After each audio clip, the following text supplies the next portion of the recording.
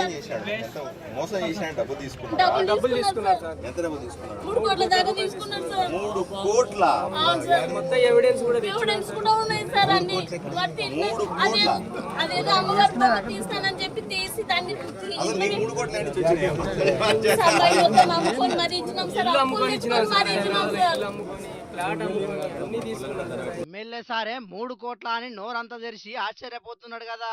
అవు 3 కోట్లే, పానం మంచిగా లేదని పోతే 3 కోట్ల మీదనే హాంఫట్ అనిపించినట మంత్రాలకు చింతకాయలు రాలగొట్టే ఓ మోతెవారి. అందుకే నిండా మునిగినాక ఇప్పుడు కర్నూలు జిల్లా ఆదోని ఎమ్మెల్యే పార్థసారథి సారు ప్రజా దర్బారు పెడితే అగో ఆడ గోడెల్లా పోసుకున్నారు ఇద్దరు ఆలుమగలు ఇట్లా.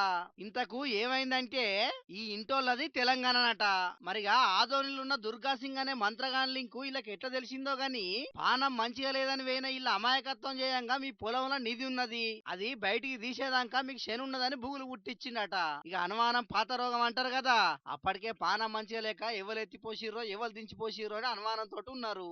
అంతలే మంత్రగాడి ఇట్లా చెప్పేటాలకు ఇగింత భయం పుట్టిందో లేకుంటే నిధి అంటాడని అత్యాశ పుట్టిందో తెలియదు గాని ఉన్నదో లేదో తెలివై నిధి కోసం అడిగినన్ని సొమ్ములు ఇచ్చుకుంటా వేర్రు.